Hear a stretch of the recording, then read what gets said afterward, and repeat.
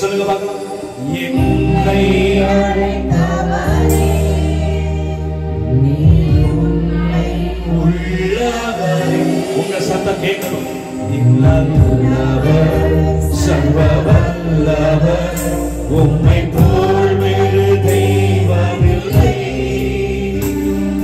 நல்லவர் சர்வ வல்லவர், உம்மை போல் வேறு தெய்வம். இன்னொரு விஷயம், நல்லவர் ரெண்டு கரங்களை உயர்த்தி நல்லவர் சர்வ வல்லவர், உம்மை போல் சொல்லுங்க. நீ நல்லவர்.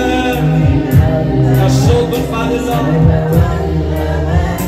உம்மை போல் வேறு தேவனில்லை. Hallelujah, hallelujah, hallelujah.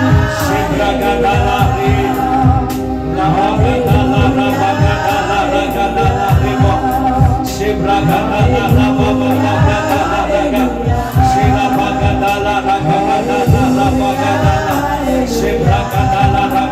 ஒவ்வொருவரையும் கர்த்தருடைய பிரசன்னம் இப்பொழுது நிரப்புவதாக, கர்த்தருடைய ஆளுகை கரம் நிரப்புவதாக, இப்பொழுது கர்த்தருடைய வல்லமை இறங்குவதாக.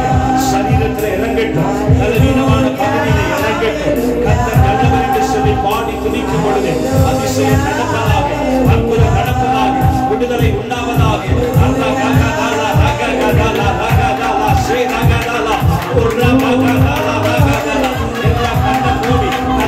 கையை உயர்த்தி கையை கட்டுங்க. நினைச்சா கையை கட்டி ஆவியானவரை உயர்த்துங்க, ஆவியானவரை மகிமைப்படுத்துங்க.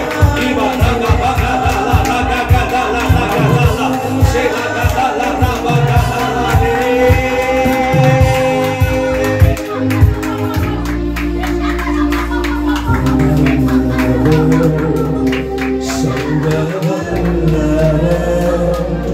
உம்மை போல் வேறு தேவனில்லை.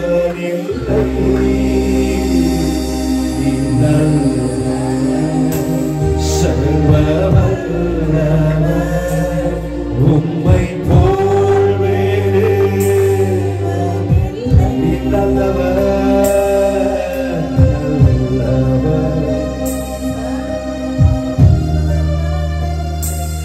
உம்மை போல் வேறு தேவனில்லை.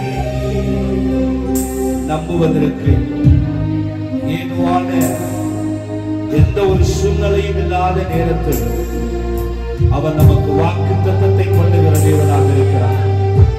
வாக்குத்தத்தம் பண்ணினவர் முடிவு பரியந்தம் வரைக்கும் நம்மளை நடத்துகிறவர்.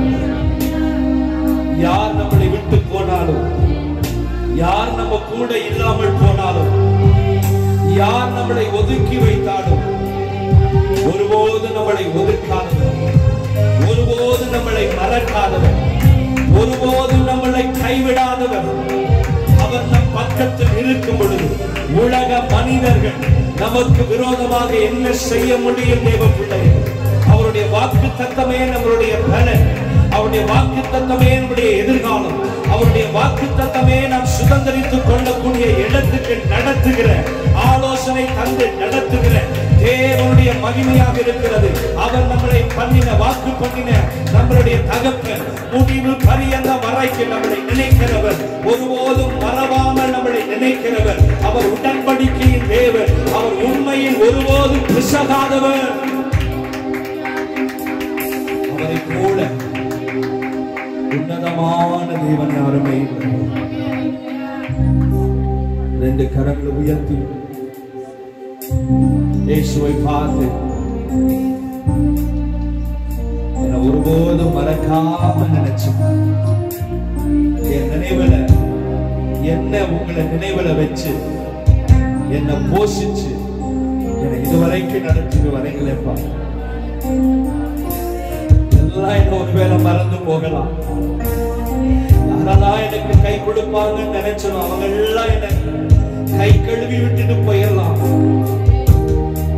ஒதுக்கப்பட்ட என்னை தேடி வந்து நீரே எங்களை மீட்டெடுத்துக் கொண்டு, நீரே எங்களை தெரிந்து கொண்டு. Thank you, Holy Spirit.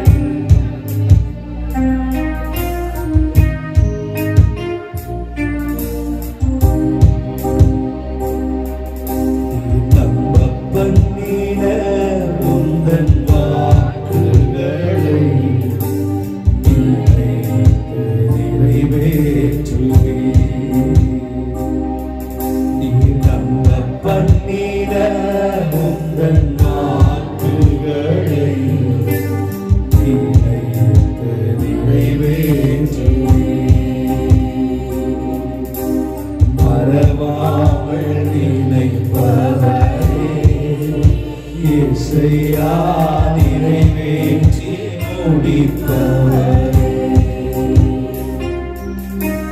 மறவாமல் நினைப்பவரே இயேசையா நிறைவேற்றி முடிப்பவரே. நீ நம்ப பண்ணிட உந்தன் வாக்குகளை நினைத்து நிறைவேற்றுவே. நம்ப பண்ணிட உந்தன் வாக்குகளை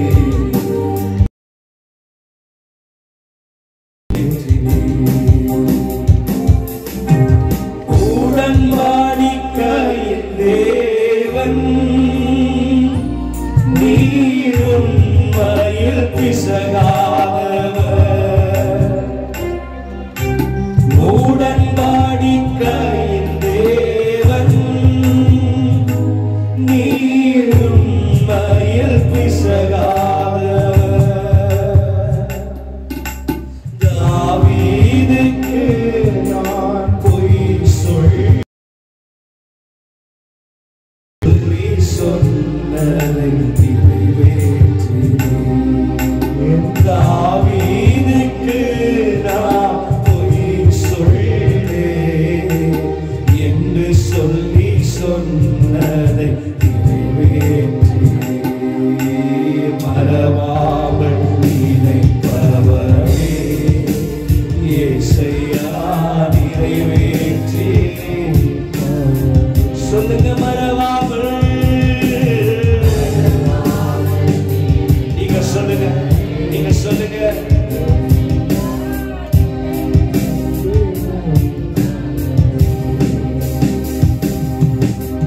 சொன்னதை செய்து முடிப்பீர்,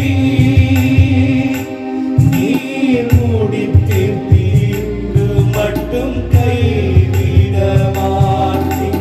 சொன்னதை செய்து முடிப்பீர், நீர் முடித்து தீர்க்கு மட்டும் கைவிட மாட்டீர். என் கையை கொண்டு நீ தொடங்கினதெல்லாம் என் கையை கொண்டு நிறைவேற்றுவே. என் கையை கொண்டு நீ தொடங்கினதெல்லாம் என் கையை கொண்டு நிறைவேற்றுவே. மறவாமல் நினைப்பவரே இயேசையா நிறைவேற்றி.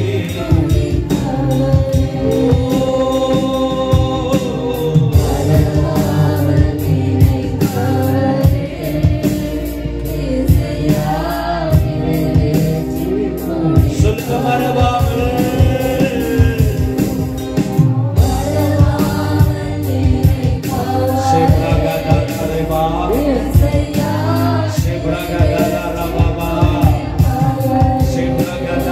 நீங்க சொல்லுங்க. அவர்களுக்கு சொன்ன எல்லா வாக்குத்தத்தத்தையும் அவர் மறவாமல் நினைக்கிறவர்.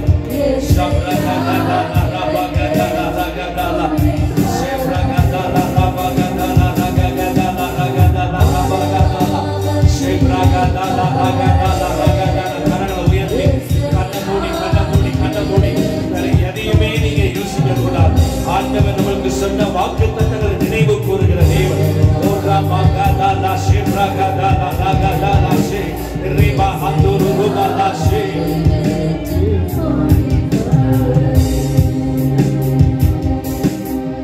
மறவாமல் நினைப்பவரே இயேசையா நிறைவேற்றி முடிப்பவரே. உடன்படிக்கையின் தேவன், உடன்படிக்கையின் தேவன் நீர் உண்மையில் பிசகாதவர்.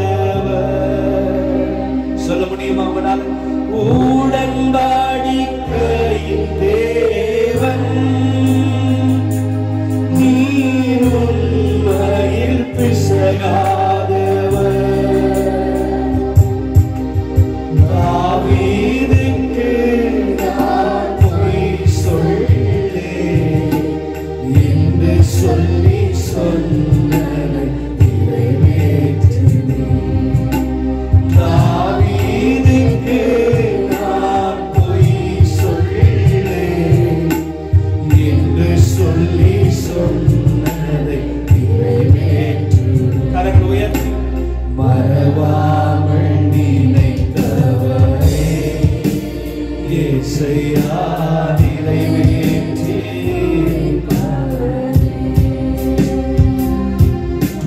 மறவாமல் நினைப்பவரே இயேசையா நிறைவேற்றி முடி சொல்லுங்க மறவாமல்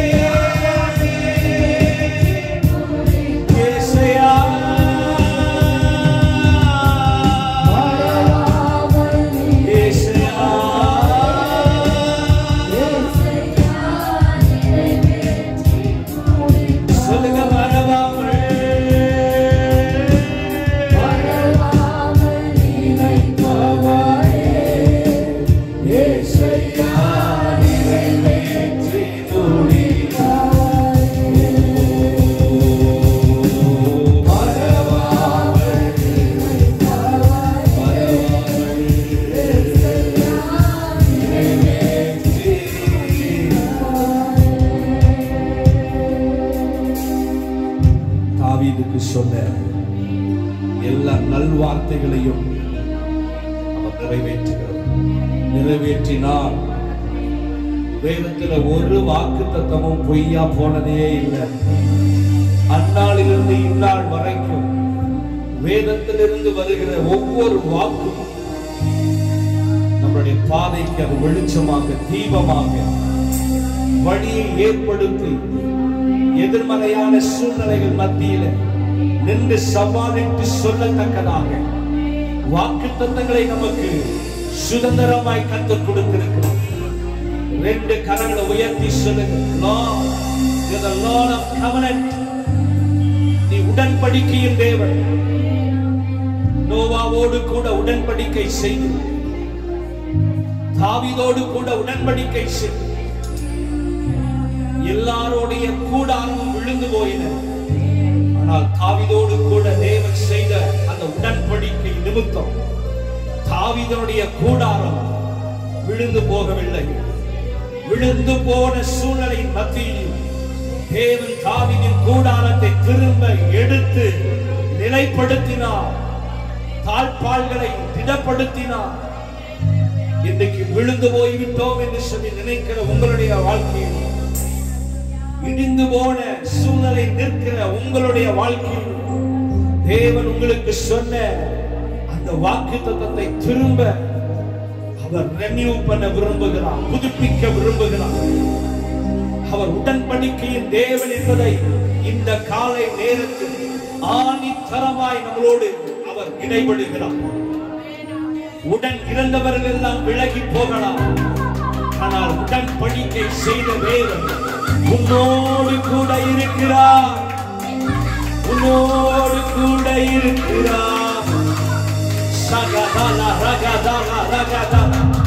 உடன் இருப்பேன் என்று சொன்னவர்கள் மத்தியில் உடன்படிக்கையின் தேவன் நம்மோடு கூட இருக்கிறார். இந்த வார்த்தையை உணர்ந்து நீங்க பாடுனீங்கன்னா ஒன்று முழங்கால் படியிடலாம், இல்லைன்னா எந்திரிச்சு நிற்கலாம். அவருக்கு முன்பதாக மூப்பர்கள், தேவ தூதர்கள் தாழ விழுந்து அவரை ஆராதிப்பார்கள். அவருக்கு முன்பதாக முழங்கால்கள் யாவும் முடங்கும், நாவு யாவும் அறிக்கையிடும். சகதலா ரகதலா சிப்ரகவரகதலா ரெபகதலா. Yes, Father God. அவர் பொய் சொல்லவே இல்லை. தேவ பிள்ளையே, நான் கூட இருப்பேன் தான் சொன்னார். நான் உனக்கு கொடுத்த ஜனங்களும் கூட இருப்பாங்கன்னு சொல்லல, நான் கூட இருப்பேன் தான் சொன்னார்.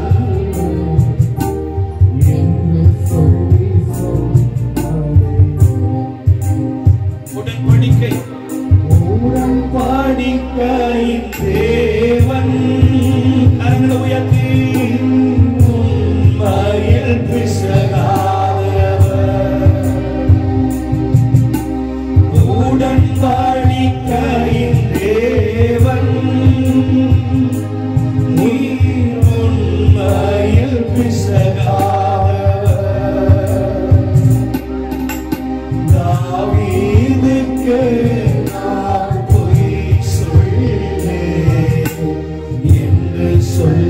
சொன்னதை நிறைவேற்றுவே.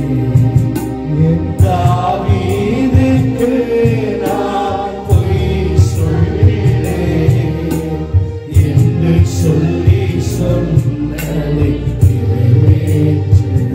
மறவாமல்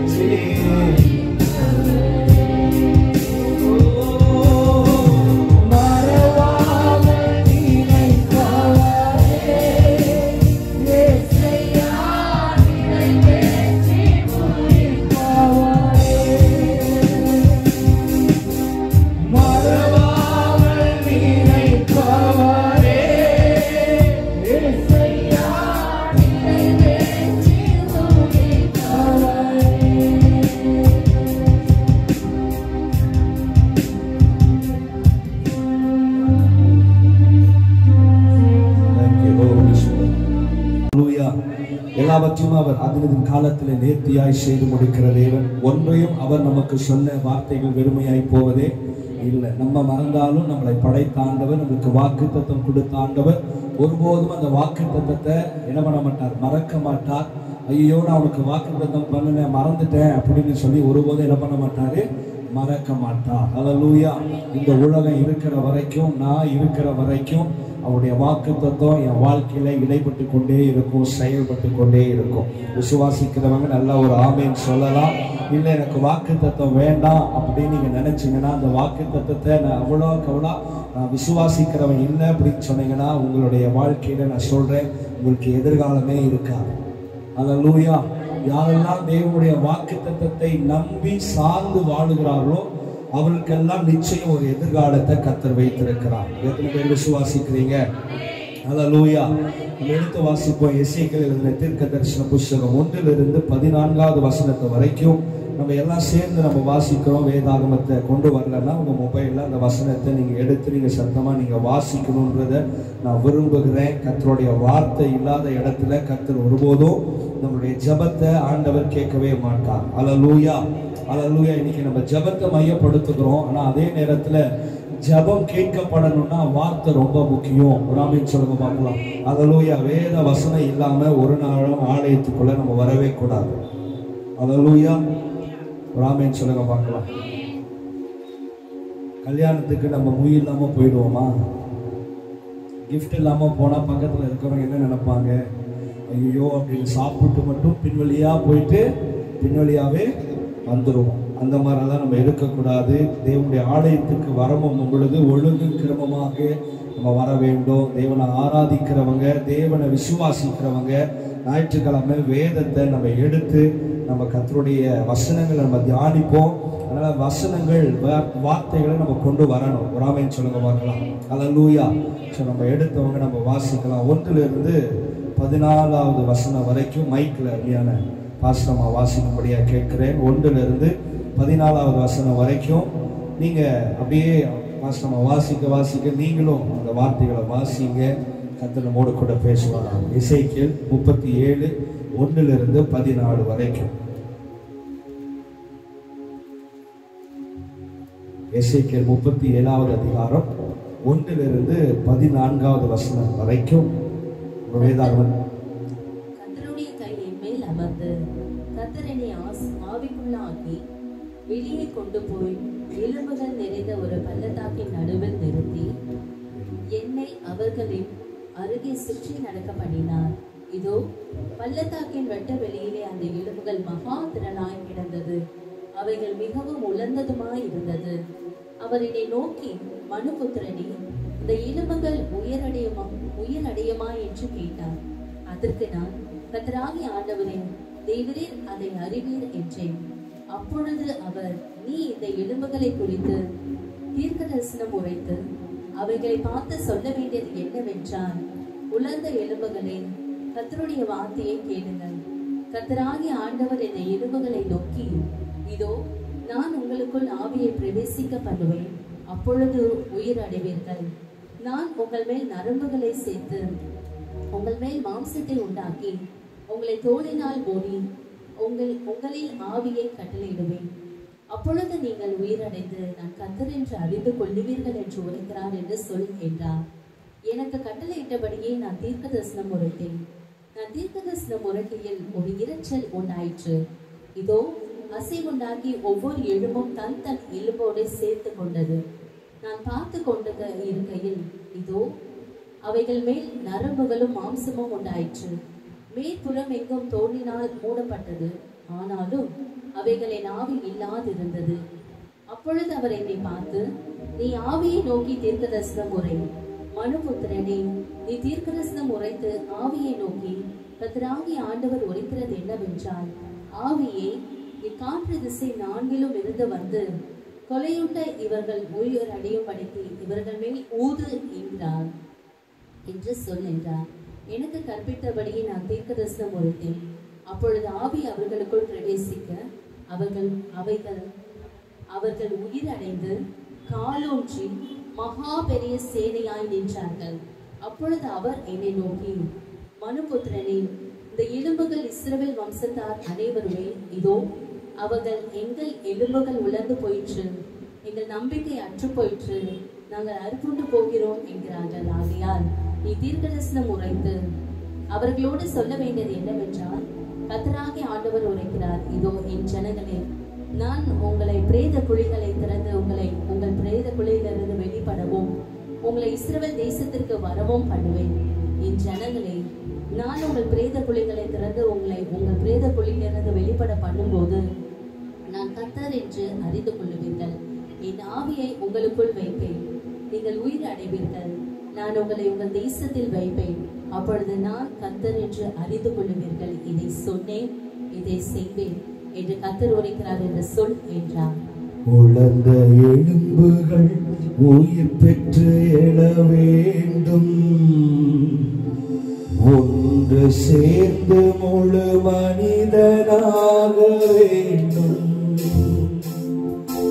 உலர்ந்த எலும்புகள் உயிர் பெற்று எழ வேண்டும்,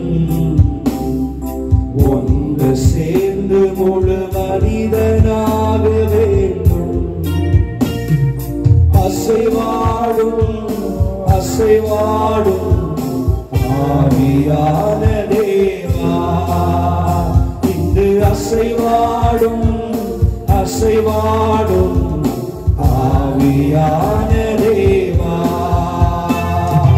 உலர்ந்த எலும்புகள் உயிர் பெற்று எழ வேண்டும், ஒன்று சேர்ந்து முழு மனிதனாக வேண்டும். ஆமென். அல்லேலூயா. எசேக்கியேல் தீர்க்கதரிசி குறித்து நம்ம வேதத்துல வாசிக்கும் பொழுது, எசேக்கியேல் தீர்க்கதரிசி அவருடைய பெயருக்கு அர்த்தம் என்னன்னா, தேவன் பலப்படுத்துகிறார். அல்லேலூயா. எசேக்கியேல் தீர்க்கதரிசி மூலமாய் இஸ்ரவேல் ஜனங்களுக்கு சொல்லப்படுகிற ஒவ்வொரு வார்த்தைகளும் அவர்கள் பலனற்று இருக்கிற நேரத்தில் இந்த எசேக்கியேல் தீர்க்கதரிசியை கொண்டு ஆண்டவர் இஸ்ரவேல் ஜனங்களை பலப்படுத்துகிற விதத்துல இந்த புத்தகம் எழுதப்பட்டிருக்கிறது. அதுல ஒரு பகுதி எசேக்கியேல் 37வது பகுதி அநேகருக்கு பழக்கப்பட்ட ஒரு வேதாகம வார்த்தைகளை நம்ம இந்த இடத்துல நம்ம வாசித்திருக்கிறோம். முதல் வசனம் இப்படியாய் சொல்லுகிறது, கர்த்தருடைய கை என் மேல் அமர்ந்து கர்த்தர் என்னை ஆவிக்குள்ள ஆக்கி வெளியே கொண்டு போய் எலும்புகள் நிறைந்த ஒரு பள்ளத்தாக்கின் நடுவே நிறுத்தி. ஒரு ஆமென் சொல்லுங்க பார்க்கலாம். இந்த எசேக்கியேல் தீர்க்கதரிசியா ஆண்டவர் என்ன பண்றார்னா, ஒரு உலர்ந்த எலும்பின் பள்ளத்தாக்குக்கு நேராக நடத்தி கொண்டு போகிறார். ஏன் ஆண்டவர் இந்த தரிசனத்தை, இந்த சொப்பனத்தை எசேக்கியேல் தீர்க்கதரிசிக்கு காண்பிக்கிறார்னா, இந்த சொப்பனம், இந்த தரிசனம் தான் இஸ்ரவேல் ஜனங்களுடைய நிலைமை என்பதை அறிந்து கொள்ளும்படியாக இந்த எசேக்கியேல் தீர்க்கதரிசிக்கு ஆண்டவர் தரிசனத்தின் மூலமாய் காண்பிக்கிறார். இந்த தரிசனத்துல ஆண்டவர் எசேக்கியேல் தீர்க்கதரிசி மூலமாய் செய்யப்படுகிற இந்த காரியத்தை வச்சுதான் இஸ்ரவேல் ஜனங்களுக்குள்ளாக தேவன் ஒரு பெரிய ஆவியை, ஒரு அசைவை கர்த்தர் உண்டு பண்ணுகிறத நம்ம இந்த வேத பகுதியில நம்ம பார்க்க போகிறோம். ஒரு ஆமென் சொல்லுங்க பார்க்கலாம். ஹalleluya. இங்க கவனிக்கிறீங்களா? கவனமா இங்க கேளுங்க. முதல்ல இந்த இடத்துல வசனம் சொல்லப்படுகிறது, கர்த்தருடைய கை அவன் மேல் அமர்ந்திருந்து கர்த்தர் என்னை ஆவிக்குள்ளாக்கி கொண்டு போய். முதல்ல நான் சொல்றேன், உங்களுடைய வாழ்க்கையில நடக்கிற புரியாத சில புதிரான சூழ்நிலை மத்தியில நீங்கள் இருப்பீர்கள் என்று சொன்னா அது உங்க மாம்ச கண்களால நீங்க பார்த்து அதை சரி செய்யப்படுத்தவே முடியாது. முதல்ல தேவனுடைய கரம் உங்க மேல அமரணும்னு சொல்லி உங்களுடைய விருப்பம் இருக்க வேண்டும். அடுத்தபடி உங்களை தேவன் தன்னுடைய ஆவிக்குள்ளாக நடத்தும்படியாக உங்களை நீங்கள் விட்டு கொடுக்க வேண்டும். என்ன தெரியல பாஸ்டர், என் வாழ்க்கையில என்ன நடக்குதுன்னே தெரியல, என்னால சூழ்நிலையை புரிந்து கொள்ளவே முடியல, அநேக ஜபங்களை ஏறெடுக்கிறேன், உபவாசிக்கிறேன், நான் ஆண்டவருக்கு பிரியமா தான் இருக்கிறேன், ஆனா ஆண்டவர் என் வாழ்க்கையில என்ன செய்யறாருன்றத என்னால புரிந்து கொள்ளவே முடியல அப்படின்னு சொல்லுகிற நிலைமையில் இருக்கிற ஒவ்வொரு விசுவாசிகளும் நாம் அறிந்து கொள்ள வேண்டிய ஒரு காரியம் என்னன்னா, நாம் தேவனுடைய ஆவிக்குள்ளாக நம்மை நாமே விட்டு கொடுக்கிற ஒரு ஸ்தானத்துக்குள்ளாக நம்ம வரணும். ஒரு ஆவியை சொல்லுங்க, யார் தேவனுடைய ஆவியினால நடத்தப்படுகிறார்களோ அவர்கள் தேவனுடைய புத்திரராக இருக்கிறார். தேவனுடைய புத்திரராக இருக்கிறவர்களுக்கு தேவன் தம்முடைய திட்டங்களை ஆண்டவர் வெளிப்படுத்துவார். அப்பா அம்மா பிள்ளைகளுக்கு சொல்லாம எதையும் பண்ண மாட்டாங்க, செய்ய மாட்டாங்க. ஒரு காலகட்டம் வரைக்கும் பிள்ளைகளுக்கு தெரியாம செய்வாங்க. அந்த பிள்ளை வளர்ந்து நல்ல ஒரு முதிர்ந்த ஸ்தானத்துக்கு வரணும் பொழுது வீட்டுல ஏதாவது ஒரு நல்ல காரியம் கெட்ட காரியமா இருந்தாலும் அந்த பிள்ளைகளை உட்கார வச்சு ஆலோசனை பண்ணி அவங்களுடைய சின்ன சின்ன சஜஷனையும் கேட்டு அவங்க என்ன பண்ணுவாங்க, குடும்பத்துல காரியங்களை செயல்படுத்துவாங்க. அதுபோல ஆண்டவருடைய வாழ்க்கையில ஆண்டவர் நம்மளை நடத்துகிற அந்த விதத்துக்குள்ளாக நம்ம ஒப்பு கொடுக்கும் பொழுது ஆவியில நம்ம முதிர்ச்சி அடைகிறவர்களாக இருக்க வேண்டும். அல்லேலூயா. நம்ம சபைக்கு ஒழுங்கா வர்றதுனால அல்லது ஜெபிக்கிறதுனால நம்ம ஆவியில முதிர்ச்சி அடைந்தோம் அப்படின்னு சொன்னா கிடையவே கிடையாது. ஜெபிக்கிறதுனாலயோ அல்லது நம்ம வேதத்தை வாசிக்கிறதுனாலயோ ஆலயத்துக்கு வர்றதுனாலயோ நான் முதிர்ச்சி அடைஞ்சிட்டேன் அப்படின்னு யாராலையும் என்ன பண்ண முடியாது, சொல்ல முடியாது. யாரு தேவனுடைய ஆவியினால நடத்தப்படுகிறார்களோ ஆமென் சொல்லுங்க. அல்லேலூயா.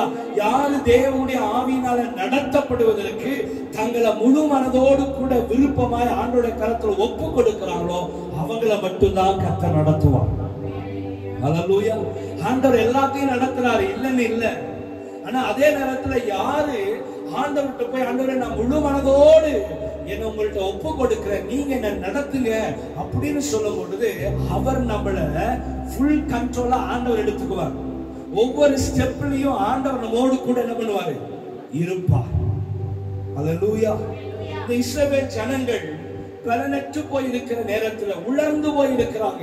அதுக்கு தரிசனத்தை ஆண்டவர் பாருங்க எப்படி காண்பிக்கிறார். ஒரு தீர்க்கதரிசியை அனுப்பி எரேமியா புத்தகத்துல வாசிக்கிறோம், அந்த ஜனங்கள் எல்லாம் உருவற்று போயிருந்தாங்க. இஸ்ரவேல் ஜனங்கள் எல்லாம் உருவற்று போய் இருக்கிறாங்க, குலைஞ்சு போய் இருக்கிறாங்க, அவங்களுக்கு உருவமே இல்லை. அதனால இந்த எரேமியா தீர்க்கதரிசி ஆண்டவர் என்ன பண்றாரு, குயவனுடைய வீட்டுக்கு அனுப்புறாரு. இங்க எசேக்கியேல் எங்க அனுப்புறாரு, உலர்ந்த பள்ளத்தாக்குக்கு. எரேமியாவை குயவனுடைய வீட்டுக்கு அனுப்புறாரு, எசேக்கியேலை உலர்ந்த பள்ளத்தாக்குக்கு அனுப்புறாரு. இவங்க பார்க்கிற தரிசனம் வித்தியாசமா இருக்கலாம், ஆனா சொல்லப்படுகிற நோக்கம் ஒரே ஒரு சந்ததிக்கு, அது இஸ்ரவேலுடைய வம்சத்தாருக்கு. அல்லேலூயா. இப்ப இந்த வம்சத்தார், இந்த இஸ்ரவேல் வம்சத்தார் ஒரு காலத்துல நல்லா தேவனோடு கூட ஐக்கியப்பட்டு தேவனுடைய சத்தத்தை கேட்டு தேவனுக்கு பிரியமா இருக்கக்கூடிய ஜனங்கள் தான். ஆனா கொஞ்சம் காலம் போக போக போக தேவனுடைய வார்த்தைக்கு மண்ணு கட்ட ஆரம்பிச்சுட்டாங்க. தேவன் சொல்லுகிற வார்த்தைக்கு அவங்க கீழ்ப்படியாம அவங்க முட்டுக்கட்டையா நிக்க ஆரம்பிச்சுட்டாங்க. அவங்க எதிர்த்து நிற்க ஆரம்பிச்சுட்டாங்க. அவங்க எதிர்த்து நிக்கிறாங்கன்றதற்காக, அவங்க தேவனுக்கு கீழ்ப்படியல அப்படின்றதற்காக ஆண்டவர் அவங்களை அனாதையாய் விடல. அநேக தீர்க்கதரிசி மூலியமாய் ஆண்டவர் ஒவ்வொரு சூழ்நிலைகளிலும் இஸ்ரவேல் ஜனங்களோடு கூட பேசிக்கொண்டே இருக்கிறார். அதே போலதான் நம்மளோடு கூட ஆண்டவர் பேசிக்கிட்டே இருக்கிறார். அல்லேலூயா. ஆண்டவரை விட்டு நம்ம தூரம் போனாலும் ஆண்டவர் நம்மளை தேடி வந்து நம்ம கூடவே இருந்து நம்மளை பலப்படுத்துகிறார். எசேக்கியேலுக்கு பேர் என்னது சொல்லுங்க பார்க்கலாம். எசேக்கியேல் தீர்க்கதரிசிக்கு பேர் என்னது? இப்பதான் சொன்னேன், என்ன பேரு? சத்தமா சொன்னாதான் கேட்கும். தேவன் பலப்படுத்துகிறார். எசேக்கியேல் புத்தகத்துக்கு மேல நீ எழுதணும், எசேக்கியேலுக்கு பேர் அடுத்து என்னது? தேவன் பலப்படுத்துகிறார். அதுல ரொம்ப விசேஷமான ஒரு வேத பகுதி 37வது சங்கீதம். அப்ப பாருங்க, ஆவிக்குள்ளாக நம்ம நடத்தப்பட வேண்டும். இன்னைக்கு ஆவிக்குள்ளாக நம்ம நடத்தப்படுகிறோமா அல்லது ஆவியே இல்லாம நடத்தப்படுகிறோமா? நம்ம ஜெபிக்கிறோம், நம்ம ஜெபிக்கிற எல்லா ஜெபத்திலையும் ஆவியானவர் இருக்கிறாரா? கொஞ்சம் நம்ம பார்க்கணும். வேதத்தை வாசிக்கிறோம், வேதத்தை வாசிக்கும் பொழுது ஆவியானவர் இருக்கிறாரா?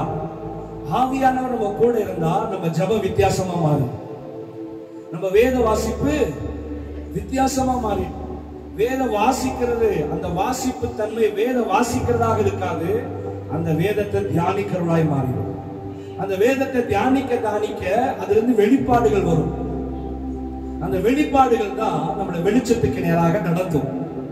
பக்கத்துல பார்த்து சொல்லுங்க, வெளிப்பாடு வந்தா நம்மளை வெளிச்சத்துக்குள்ள கர்த்தர் நடத்துவார். அல்லேலூயா. நல்ல சத்தம் ஒரு ஆமென் சொல்லுங்க. இப்ப நீங்க வேதத்துல வாசிங்கன்னா ஆங்கிலத்தில் எப்படியா சொல்லப்பட்டிருக்கிறது, dry bones, உலர்ந்த எலும்புகள் அங்கங்க சிதறி கிடக்குது அப்படின்னு சொன்னா என்னன்னா, அந்த எலும்புகள் எல்லாம் சரியா புதைக்கப்படல. எலும்பு நிறைந்த பள்ளத்தாக்கு, அனாதையா போற போக்குல செத்து போன ஆட்களை தூக்கி அப்படியே போட்டு போயிட்டாங்க. அடக்கம் பண்ணுவதற்கு கூட அவங்களுக்கு யாருமே முன் வரல. அல்லேலூயா. அப்பொழுது அவர், நீ இந்த எலும்புகளை குறித்து தீர்க்க தரிசனம் உரை. அதுக்கு முன்னாடி 3வது 2வது வசனத்தை வாசிக்கிறோம். என்னை அவைகளின் அருகே சுற்றி நடக்க பண்ணினான். தேவனுடைய ஆவியினால நீங்க நடத்தப்பட்டுட்டீங்கன்னா உங்க சூழ்நிலையின் மத்தியில தேவன் உங்களை சுத்தி நடக்க வைப்பார். எதுக்கு நடக்க வைப்பார் தெரியுங்களா?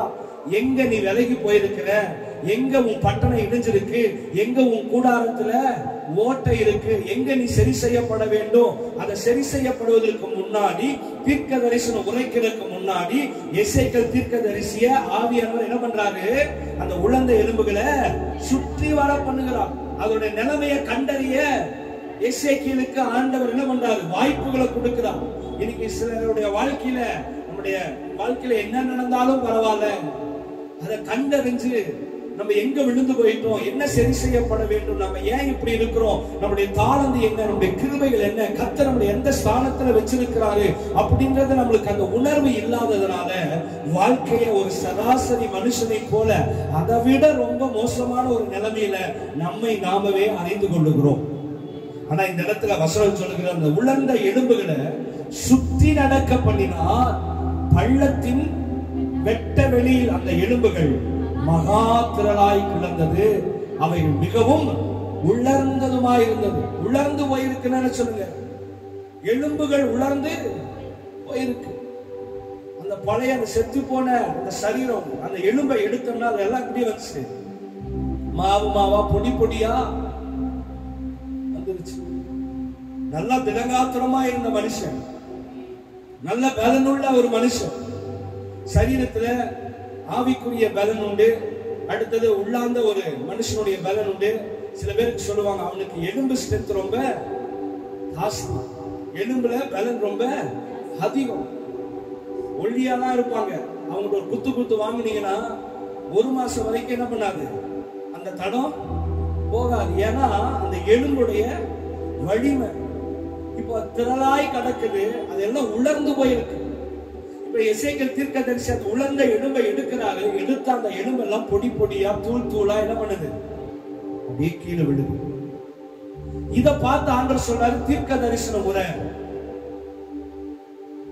உயிரோடு கூட இருக்கிறவனுக்கு தீர்க்க தரிசனம் சொன்னா கூட அவன் நம்ப மாட்டாங்களா? இதுல ஒண்ணுமே இல்ல, சொல்ல போனா மண்ணு. அல்லேலூயா. சொல்ல போனா எல்லா எலும்பும் உதிர்ந்து போயிருச்சு. இந்த உலர்ந்த எலும்பின் மத்தியிலே நான் கொண்டு வந்து நிறுத்தி தீர்க்க தரிசனம் சொல்லுங்க அப்படின்னு சொல்ல வைக்கிறீங்களே.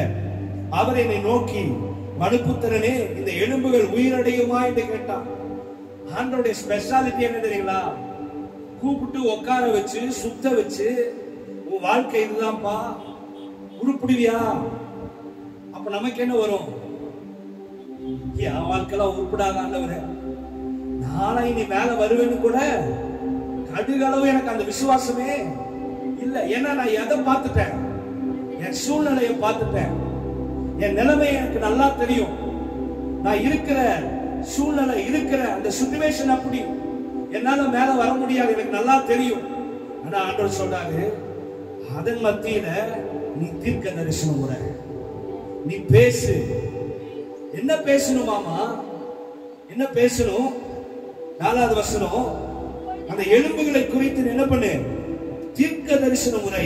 அவைகளை பார்த்து நீ சொல்ல வேண்டியது என்னவென்றால், உலர்ந்த எலும்புகளே, கர்த்தருடைய வார்த்தையை வெளிப்படுத்தல் விசேஷத்துல காதுள்ளவனே, காதுள்ளவன் சபைக்கு சொல்லுகிறதை கேட்க கடவன். ஆனா இங்க தீர்க்கதரிசி பாருங்க சொல்றாரு, உலர்ந்த எலும்பு நிறைந்த பள்ளத்தாக்கு, ஒன்றுக்குமே உதவாத எலும்பு, அதை வச்சு ஒண்ணுமே பண்ண முடியாது. அல்லேலூயா. சிக்கன் நல்லா சாப்பிட்டு அந்த எலும்பு தூக்கி என்ன பண்ணுவோம்? ஹேண்ட்பேக்லயே வச்சுக்குவோம். நீங்க பாக்குறத பார்த்தா அப்படிதான் இருக்கு. அதை தூக்கி என்ன பண்ணுவோம்? அதுல இருக்கிற நல்லா ஜூஸ் எல்லாத்தையும் உறிஞ்சு நல்லா கடிச்சு எவ்வளவு சவ் பண்ண முடியுமோ எல்லாத்தையும் சாப்பிட்டு தூக்கி என்ன பண்ணிடுவோம்? அது போட்ட பிறகு அது நாய் கூட சாப்பிடாது. ஏன்னா இருக்கிறது எல்லாத்தையும் நம்ம என்ன பண்றோம்? அந்த நாய் நம்மள டர்ன் பண்ணி பார்ப்போம், என்னடா இவ்வளவு சாப்பிட்டு இருக்கிறானே. அல்லேலூயா. சிலருடைய தட்டுல அந்த எலும்பு அப்படியே அந்த எலும்ப எப்படி உண்டாயிடும்? பபிள் கம் மாதிரி ஆயிடும். சின்ன இவ்வளவு பெரிய எலும்புங்க கடிச்சு கடிச்சு கடிச்சு கடிச்சா நல்லா மென்னு கடைசியில 4 சைஸ் வரைக்கும் என்ன பண்ணிடும்? அதை கொண்டு போய் குப்பை தண்ணியில போட்டா அந்த சக்கைய நாய் கூட என்ன பண்ணாது. இப்ப அப்படிப்பட்ட உலர்ந்து போய் கிடக்குது எலும்பு, யாராலையும் பராமரிக்க முடியாது. நினைச்சு பாருங்க, உலர்ந்த எலும்பு அந்த இடத்துல எவ்வளவு துர்நாற்றம் வந்திருக்கும். ஆனா துர்நாற்றத்தை பார்க்காம ஆண்டவர் எசேக்கியேலுடைய கையை பிடிச்சிட்டு கூட்டிட்டு போய் நிக்க வச்சு அதை சுற்றி பார்த்து, போற இடத்துல எல்லாம் எலும்பா நிக்குது, காலெல்லாம் எலும்பு குத்துது. இந்த எலும்பை பார்த்து தீர்க்க தரிசனம் வேற உறங்குறாரு, இது உயிரடையுமான்னு கேட்டா எசேக்கியேல் கவனமா ஒரு வார்த்தை சொல்றார், ஐயோ எனக்கு தெரியாத ஆண்டவரே, கூட்டிட்டு வந்த உங்களுக்கே தெரியும். அல்லேலூயா. ஆண்டவர் நம்ம வாழ்க்கையில எல்லாம் தெரிஞ்சுதான் பண்றாரு. தெரியாம எதையும் பக்கத்துல பார்த்து தாமதம் ஆகுதா? அது தெரிஞ்சுதான் ஆகுது. அல்லேலூயா. என் வாழ்க்கையில இன்னைக்கு பிரச்சனை எழும்பி நிக்குதா? அது ஆண்டவருக்கு தெரிஞ்சுதான் நிக்குது. தெரியாம எதுவும் நம்ம வாழ்க்கையில என்ன பண்ணல, நடக்கல. ஒரு ஆமென் சொல்லுங்க. அல்லேலூயா.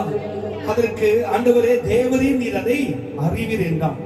அப்பொழுது அவர் இந்த எலும்புகளை குறித்து தீர்க்க தரிசனம் உரைத்து, அவைகளை பார்த்து நீ சொல்ல வேண்டியது என்னவென்றால், உலர்ந்த எலும்புகளே, கர்த்தருடைய வார்த்தையை கேளுங்கள். நம்ம கர்த்தருடைய வார்த்தையை கேட்கலன்னா நம்மளை சூழ்ந்து இருக்கிற இந்த கல் கர்த்தருடைய வார்த்தையை கேட்கும். கவனமா கேளுங்க. உங்களுக்கு தேவனுடைய ஆசீர்வாதம் போதிக்கப்பட்டிருக்கு, தேவனுடைய பிரமாணங்கள் போதிக்கப்பட்டிருக்கு. எது பாவம், எது பரிசுத்தம், எது நீதி, எது அநீதி, ஜெபம் பண்ணா என்ன நடக்கும், ஜெபம் பண்ணா என்ன நடக்கும், ஆராதனைக்கு தாமதம் வந்தா என்ன நடக்கும், தாமதமா சீக்கிரம் வந்தா என்ன நடக்கும், எல்லாம் போதிக்கப்பட்டிருக்கு. நாளைக்கு ஒரு நாள் ஆண்டவர் முகமுகமா பார்க்கும் பொழுது, இல்ல ஆண்டவரே எனக்கு எதுவுமே சொல்ல முடியாதுன்னு யாராலையும் சொல்ல முடியாது. ஒருவேளை நீங்க சொன்னாலும் இங்க இருக்கிற ஒவ்வொரு செங்கலும், இங்க இருக்கிற ஒவ்வொரு உறுப்புகள், இங்க இருக்கிற ஒவ்வொரு பொருட்களும் நாளைக்கு சாட்சி கொடுக்கும். அல்லேலூயா. இப்ப இந்த உலர்ந்து போன எலும்பை பார்த்து ஆண்டவர் தீர்க்க தரிசனம் சொல்றாரு. அந்த தீர்க்க தரிசனம் எப்படிப்பட்டதா? வார்த்தையை கேளு. பக்கத்துல பார்த்து வார்த்தையை கேளு. ஆண்டவர்ட்ட தாங்கன்னு கேட்கறத நீ பாட்டுட்டு வார்த்தையை கேளு. யாரு வார்த்தையை கேட்க ஆரம்பிச்சுட்டாங்களோ அவங்க வாழ்க்கை தாறுமாறு ஆகாது, கோலாது. அல்லேலூயா. பிராமின் சொல்லுவாங்க, வார்த்தையை கேட்காதவனுக்கு எல்லாமே கோளாறு. வார்த்தையை கேட்டு ஒருத்தன் தேவ ஆவியினால நடத்தப்படுறானா அவன் வாழ்க்கை தாறுமாறு. தூங்குறவங்களோ ராமேன் சொல்லுங்க. 2-3 பேர் தான் விழிப்பா கேட்கறீங்க, மற்றவங்க எல்லாம் ஆழ்ந்த சிந்தையோடு அந்த எலும்போடு பிணைஞ்சு நீங்க நினைக்கிறேன். போகும் உங்களுக்கு எப்படி இருந்தாலும் உயிரோட எழுப்பிடுவேன். ராமேன் சொல்லுங்க பார்க்கலாம். அல்லேலூயா. பாருங்க, இந்த எலும்புகளை பார்த்து கர்த்தருடைய வார்த்தையை கேளுங்கள். கர்த்தராகிய ஆண்டவர் இந்த எலும்புகளை நோக்கி, இதோ நான் உங்களுக்குள் ஆவியை பிரவேசிக்க பண்ணுவேன், அப்பொழுது உயிரடைவீர்கள். எலும்புக்குள்ள ஆவி போகுமா? மண்ணுக்குள்ள அன்னைக்கு ஆண்டவர் என்ன பண்ணாரு? தன்னுடைய சுவாசத்தை ஊற்றினார். அந்த மண்ணு என்னவா மாறிச்சு? மனுஷனா மாறினார். இப்ப இங்க எலும்பு நிக்குது. இந்த எலும்புக்குள்ளாக கர்த்தருடைய ஆவி வருது. இந்த எலும்பு வளைஞ்சு கொடுக்குமா? வளையுமா? எலும்பு வளையுமா? அது உலர்ந்து போயிருச்சுங்க. அது என்ன பண்ணிருச்சு? உலர்ந்து போயிருச்சு. இன்னைக்கு நம்மளுடைய வாழ்க்கை பார்க்கறதுக்கு என்னமோ நல்லா திடகாத்திரமா இருக்கிறோம், ஆனா அது தொட்டு பார்த்தாதான் தெரியும் உலர்ந்து போயிருக்கு. கொஞ்சம் சேதாரம் ஆச்சுன்னா நம்முடைய எலும்பு என்ன ஆயிடும்?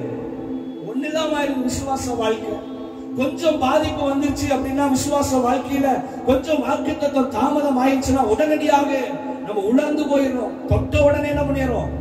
சுருங்கி போயிடும். இந்த தொட்டாஞ்செடிகளை பாத்தீங்கன்னா அது நல்லா அழகா விரிஞ்சு கிடக்கும். அது போய் நம்ம கையை வச்சேன்னு ஆயிடும், பொசுக்குன்னு ஆயிடும். அது போலதான் பிசாசு பாப்பா நல்லா இருக்கிறானே, சும்மா டச் பண்ணி பாப்பானா அது என்ன ஆயிடும்? அப்புறம் மறுபடியும் அடுத்த நாள் என்ன பண்ணிடும்? விரிஞ்சிடும். அவன் என்னதான் தொட்டாலும் நம்ம சுருங்கி போகிறது. அடுத்த நாள் திரும்ப அந்த தொட்டா அந்த லீஃப் என்ன ஆயிடும்? படர்ந்துடும். நம்ம வாழ்க்கை அப்படிதான். இன்னைக்கு ஒருவேளை கால சூழ்நிலை நிமித்தமாக நம்ம கடினமான பாதையில போய் கொண்டிருக்கலாம். ஆனா தேவன் நம்மளுக்கு ஒரு நாட்களையும் ஒரு நேரத்தையும் வைத்திருக்கிறார். அதின் காலத்தில் அவர் நேர்த்தியாய் செய்து முடிக்கிற ஆண்டவர். இப்ப உலர்ந்த எலும்பு பள்ளத்தாக்கின் மத்தியில எசேக்கியேல் தீர்க்கதரிசி ஆண்டவர் கூட்டிட்டு போய் தீர்க்க தரிசனம் உரைக்க வைக்கிறார். இந்த எலும்புகள் எல்லாம் பலனடையுமா? எனக்கு தெரியாத ஆண்டவரே, தீர்க்க தரிசனம் உரை. எலும்புகளை பார்த்து தீர்க்க தரிசனத்தை பேசு. என்ன பேசணும்? எலும்புகளே வார்த்தைய கேளுங்கள். எவனாவது பண்ணுவானா? அல்லேலூயா. புதைச்ச சுடுகாட்டுல போய் இருக்கிற எலும்புகளை பார்த்து எலும்புகளே கேளுங்கள் அப்படின்னா என்ன பண்ணிடுவோம்? கூட்டிட்டு போய் மென்டல் ஹாஸ்பிட்டல்ல வச்சிருவோம். அது எங்க இருக்குன்னே தெரியல. இப்போ போனோம்னா அங்க பக்கத்துல இருக்க சுடுகாட்டுக்கு போனோம்னா அதுக்கு மேல அதுக்கு மேல அதுக்கு மேல யாரோட எலும்பு யாருக்கிட்ட இருக்குன்னு தெரியாது. இப்ப அப்படிதான் ஆகி போச்சு. எல்லா எலும்புகளும் அங்கங்க சதறி கிடக்குது. அது ஒண்ணுமே என்ன பண்ண முடியாது. அந்த ஒரு சூழ்நிலையில இருக்கிற அந்த நேரத்துல ஆண்டவர் சொல்றாரு, அதை பார்த்து என்ன பண்ணு? தீர்க்க தரிசனம். அப்பொழுது அது உயிரடையும். இந்த எலும்புடைய தன்மை என்ன தெரியுங்களா? இந்த எலும்புடைய தன்மை ஏன் இந்த சூழ்நிலை அப்படின்னா, இந்த உலர்ந்த எலும்புடைய இன்னொரு பகுதி, அதாவது அதோடைய சிம்பல் என்ன அப்படின்னு சொன்னா ஆவிக்குரிய மரணம். ரெண்டு காரியத்தை மாத்திரம் சொல்லி நான் முடிக்கிறேன். இந்த உலர்ந்த எலும்பு எதை குறிக்கிறது? ஒரு மனுஷனுடைய ஆவிக்குரிய வாழ்க்கை. அவனுடைய வாழ்க்கை மரித்து போயிருக்கிறது. இன்னைக்கு ஆவிக்குரிய ஜீவியத்துல மரித்து போயிருக்கிறவர்களுக்கு கர்த்தருடைய வார்த்தையை முதல்ல நம்ம கேட்கணும். கர்த்தருடைய ஆவியானவருக்கு நம்ம முக்கியத்துவம் கொடுக்கணும். நான் எலும்பா இருந்தாலும் கர்த்தருடைய ஆவிய மேல வரும்போது பொழுது இந்த எலும்பு தேவனுடைய வார்த்தைக்கு விட்டு கொடுக்க வேண்டும். மலைகள் எல்லாம் மெழுகு போல என்ன பண்ணுமாமா? மலைகளே மெழுகு போல உருகுன்னு சொன்னா கர்த்தருடைய வார்த்தைக்கு முன்பதாக எந்த எலும்பும் நேரம் நிக்கவே முடியாது. கர்த்தருடைய சத்தம் காதேஷ் வனாந்தரத்தை என்ன பண்ணும்? அதிர பண்ணும். பெண் மான்களை ஈன பண்ணும். சமுத்திரங்களை ரெண்டாய் பிளக்கும். அப்ப கர்த்தருடைய வார்த்தைக்கு முன்பதாக எப்பேற்பட்ட காரியமாக இருந்தாலும் நிச்சயமாக என்ன பண்ணும்? செவிசாய். இன்னைக்கு கர்த்தருடைய வசனத்தை கேட்க அல்லது கர்த்தருடைய வாழ்க்கையில என்ன சொல்றாரு அப்படின்றத கேட்க மறந்து போனதுனால என் உள்ளார்ந்த மனுஷன் இன்னைக்கு மரித்து போயிருக்கிறான். இன்னைக்கு பரிபூர்ணமான ஆசீர்வாதத்தை என்னால் அனுபவிக்க முடியல. 100% கர்த்தர் எனக்கு கொடுத்த வாக்குத்தத்தத்துல இருக்கிற ஆசீர்வாதத்தை நான் 100 அனுபவிக்கிறேனா அப்படின்னு கேட்டா இல்ல. காரணம் என்னன்னா, நான் எங்கேயோ ஆவிக்குரிய ரீதியில மரித்து போயிருக்கிறேன். பக்கத்துல பாச்சோம், ரொம்ப தூங்கிறாத, எந்திரிச்சு. அல்லேலூயா. ராமேஸ்வரம் பார்க்கலாம். எழுப்புகிற ஆண்டவர் எப்படி எழுப்புறாரா? வார்த்தையை அனுப்பி என்ன பண்றாரு? எழுப்புகிறார். தன்னுடைய ஆவியை என்ன பண்ணுகிறாரு? ஊற்றுகிறார். அல்லேலூயா. ராமேஸ்வரம் பார்க்கலாம். இந்த எலும்புடைய அடுத்த தன்மை என்ன தெரியுங்களா? மலட்டு தன்மை. இந்த எலும்புல இருந்து வேற ஏதாவது வருமா? சொல்லுங்க, எலும்புல இருந்து ஏதாவது வருமா? ஒண்ணுமே வராது. இப்ப ஆண்டவர் தீர்க்க தரிசனம் உரைக்க சொன்ன உடனே, அவர் தீர்க்க தரிசனம் உரைத்த பொழுது நடந்த காரியங்கள் என்ன தெரியுங்களா? நான் உங்கள் மேல் நரம்புகளை சேர்த்து உங்கள் மேல் மாம்சத்தை உண்டாக்கி உங்கள் தோளினால் மூடி உங்களுக்குள் உங்களின் ஆவியை என்ன பண்ணுவேன்? கட்டளையிடுவேன். அல்லேலூயா. எங்க ஜீவனே இல்லாத ஒரு எலும்புங்க, உபயோகமே இல்லாத ஒரு எலும்பு, அதை தூக்கி போனா அப்படின்னு நினைச்சு என்ன பண்ணிட்டாங்க? சுடுகாடுல போட்டுட்டாங்க. ஒன்றுக்கும் உதவாத ஒரு இடத்துல போடப்பட்ட அந்த எலும்புகளுக்கு ஆண்டவர் ஒரு தீர்க்கதரிசியை அனுப்பி அந்த தீர்க்கதரிசியை பேச வச்சு அதுக்குள்ள ஜீவனை உண்டாக்குறதுக்கு காரணம் தெரியுங்களா? நீங்க அவருக்கு தேவை. உங்க மேல கர்த்தர் ஏதோ ஒரு நோக்கத்தை வச்சிருக்கிறாரு. நீங்க செத்து போயிடக்கூடாது. நீங்க பணமாய் நீங்க வெறும் எலும்போடு கூட வனாந்தரத்துல அல்லது கல்லறையில இருந்துடக்கூடாதுக்காக தன்னுடைய தீர்க்கதரிசி அனுப்பி ஆண்டவர் என்ன பண்றாருன்னா உயிரடைய செய்கிறார். அல்லேலூயா. செத்து போனவனை விட்டுட்டு வேற ஆளை தேட வேண்டியதானே? செத்து போனவனை விட்டுட்டு வேற ஆளை தேட வேண்டியது இல்ல. அவருக்கு நீங்க தான் தேவை. ஆதாம் பாவம் செஞ்சாரு. ஆதாம் பாவம் செஞ்ச பிறகு நீ பாவம் செஞ்சுட்ட, தூக்கி போடல. எந்த ஆதாம் பாவம் செஞ்சாலோ அதே ஆதாம மூலியமாதான் கர்த்தர் ஒரு பெரிய அசைவை உண்டு பண்ணினார். அல்லேலூயா. ஆமென் சொல்லுங்க. கர்த்தருடைய வார்த்தை எங்க இருக்கோ அங்க ஜீவன் உண்டு. இந்த உலர்ந்த எலும்பு ஒரு பிரயோஜனம் இல்லை. அதுல லைஃபே கிடையாது.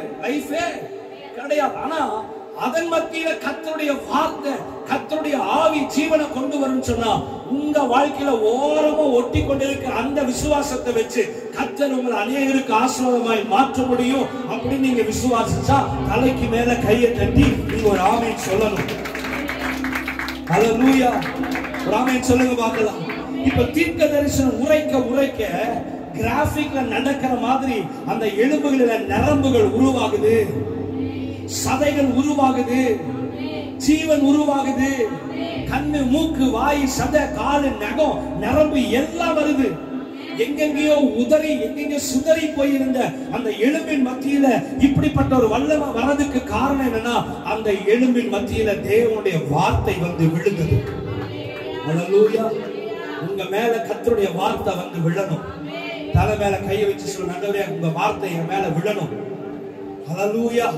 என் எலும்புகளுக்குள்ள ஒரு ஜீவன் என்ன பண்ணணும்? அவருடைய வார்த்தை உள்ள வந்துருச்சுன்னா மலட்டு தன்மை மாறிடும். கனி கொடுக்க ஆரம்பிச்சிருவீங்க.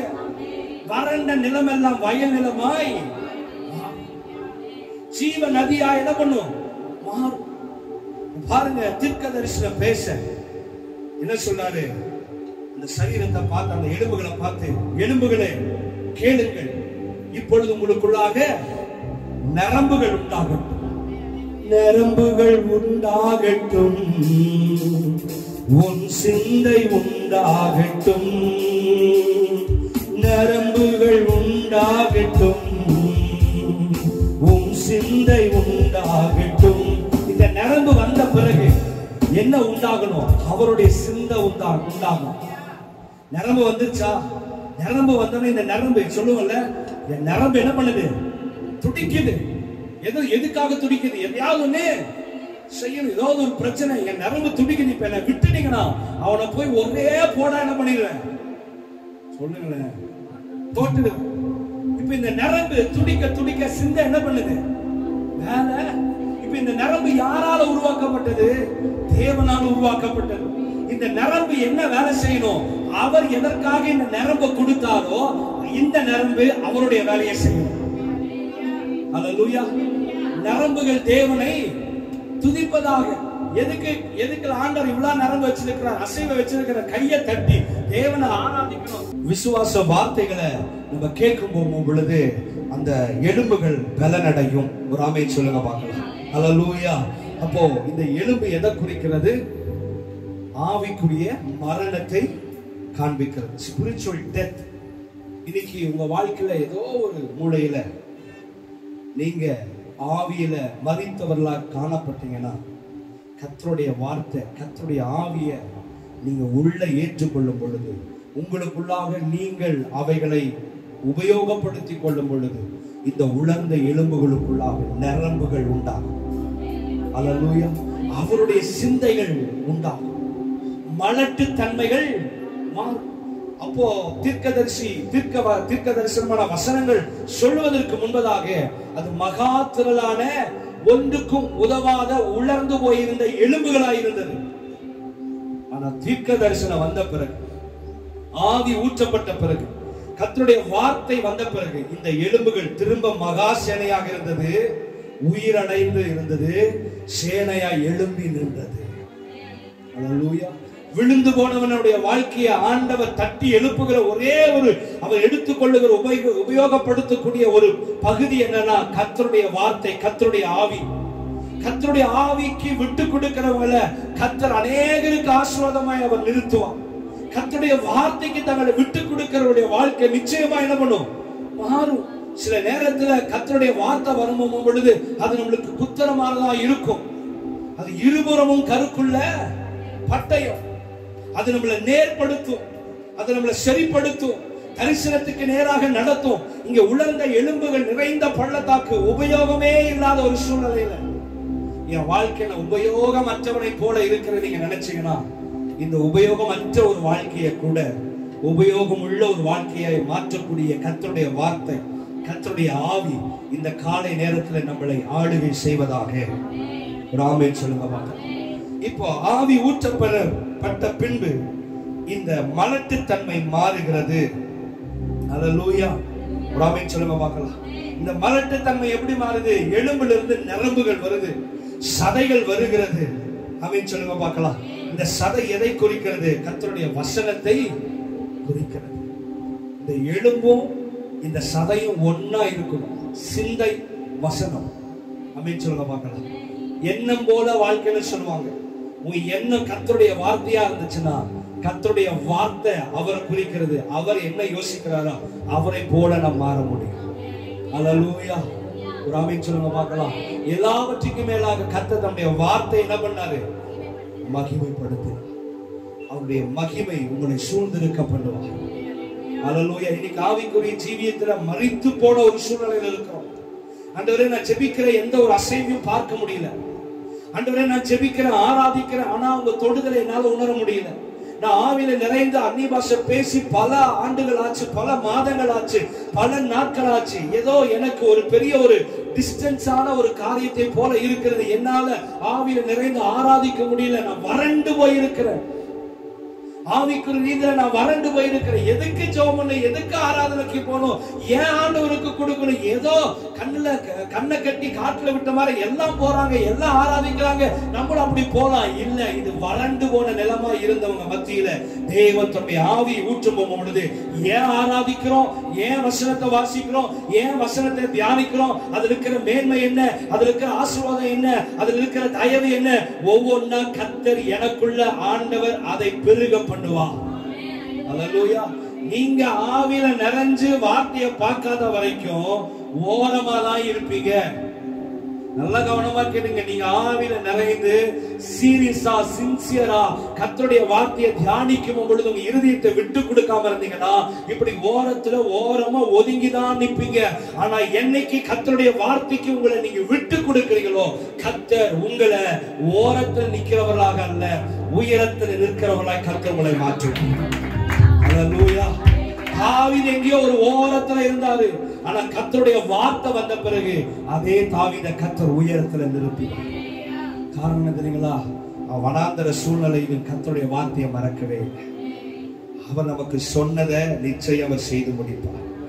அவர் சொன்ன வாக்குத்தத்தங்கள் ஒன்றும் போகவே போகாது, விலகி போகவே போகாது. இன்னைக்கு ஆண்டவருடைய சமூகத்துல கேளுங்க, ஆண்டவரே, என் ஆவிக்குரிய ஜீவியத்துல நான் மரித்து போனவனை போல காணப்படுறேன். சில நேரத்துல விசுவாசத்துல நான் மரித்து போயிட்டேன். வேதத்தை வாசிக்கிறதுல, வேதத்தை தியானிக்கிறதுல, இன்னைக்கு கொண்டு போய் இந்த பைபிளை நான் வச்சேன்னா அடுத்த வாரம் தான் மறுபடியும் எடுக்கிறேன். இன்னைக்கு நான் ஜெபம் பண்ணேன்னா நாளைக்கு எனக்கு பிரச்சனை வந்தாதான் அப்பான்னு உங்க சமூகத்துல ஓடி வரேன். இதெல்லாம் மரித்து போன ஆவிக்குரிய மனுஷனுடைய அடையாளங்கள். ஊர் என்ன சொன்னாலும், உறவு என்ன சொன்னாலும், கர்த்தருக்கு முன்பதாக என் கவனத்தை வைக்கிறேன். என்னுடைய பார்வைக்கு நேராக அவர் தான் இருக்கிறாருன்னு சொல்றவங்க மட்டும்தான் ஆவியில உயிரடைய முடியும்.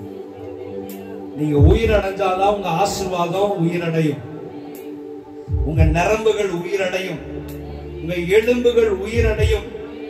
பாருங்க, ஜீவனே இல்லாத எலும்புகளுக்குள்ளாக கர்த்தருடைய ஆவி வரும் பொழுது அந்த எலும்புகள் மகாசேனையாய் மாறும்னு சொன்னா,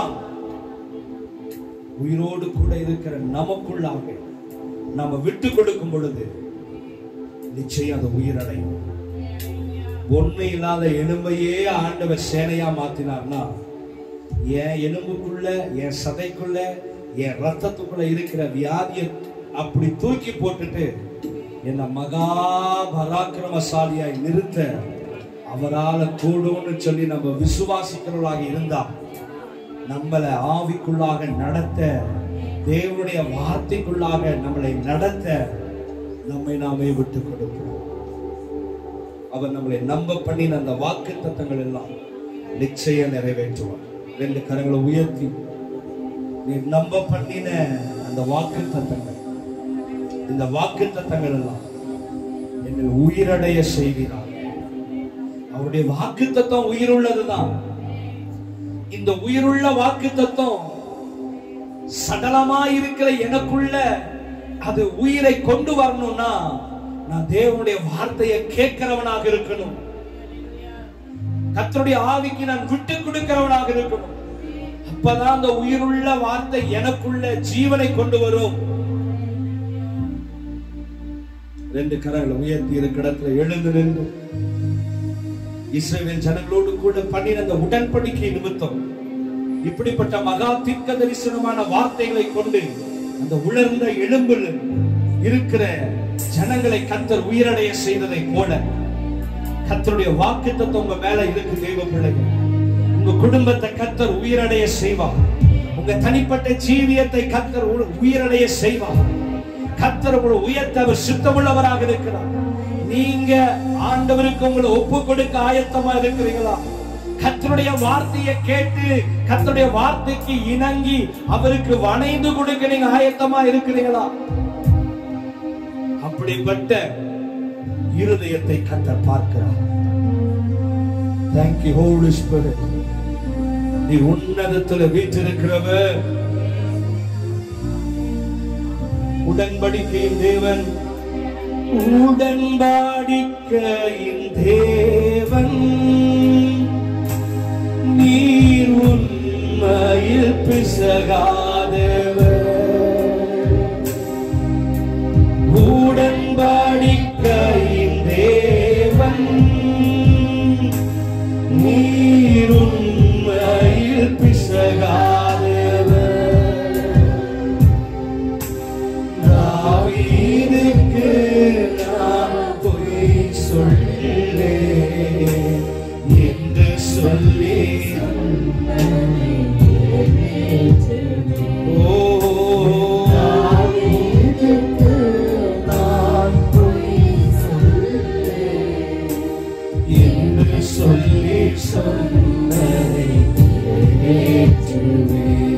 உழந்து போய் செபிக்கிறதுக்கு கூட பலன் இல்லாம, தியானிப்பதற்கு கூட சிந்தனை இல்லாம கிறிஸ்துவர்களாக நம்ம இருக்க முடியாது. தேவ பிள்ளையே, உன்னை நீங்களே ஏமாற்றி கொள்ளாதீங்க. இன்னைக்கு ஜெபம் பண்ணல, நாளைக்கு பண்ணலாம், நாளைக்கு பண்ணல, நாளைக்கு பண்ணிடலாம். உங்க காலத்தை நீங்க வீணாய் விருதாய் போக்காதபடிக்கு வார்த்தையில வாழ்க்கையில எச்சரிக்கையுள்ளவர்களாக இருந்து கர்த்தருடைய வருகையின் தீர்க்க தரிசனம் அநேக இடத்துல நிறைவேறி கொண்டிருக்கிறதை உணர்ந்து இன்னைக்கு உங்களை நீங்க ஒப்புக்கொண்டு, ஆண்டவரே, பாவம் செய்தது நிமித்தம் இந்த உள்ளார்ந்த மனிதன் மரித்து போயிருக்கிறான், இந்த உள்ளார்ந்த மனிதன் பலனற்று போயிருக்கிறான். பாவத்தை பாராத சுத்த கண் இப்பொழுது இருந்து பாவங்களை மன்னித்து அந்த தரிசனத்துக்கு நேராய் நடத்துவீராக, அந்த பாதைக்கு நேராய் நடத்துவீராக. ஆண்டவரே, நான் வறண்டு போயிருக்கிறப்பா, என் நிலம் வறண்டு போயிருக்கிறது, என் குடும்பம் வறண்டு போயிருக்கிறது. அதற்கு காரணம் யாருமே இல்லை தேவ பிள்ளையே, நீங்க தான். நீங்க தேவனுடைய வார்த்தையை கேட்காததுதான், நீ நீங்க தேவனுடைய சத்தத்துக்கு செவி சாய்க்காததுதான். நீங்க தேவனுடைய ஆவி உங்களுக்குள்ளாக ஏற்றுக்கொள்ளாதது நிமித்தமாதான் இன்னைக்கு வறண்ட நிலமா இருக்கிறீங்க.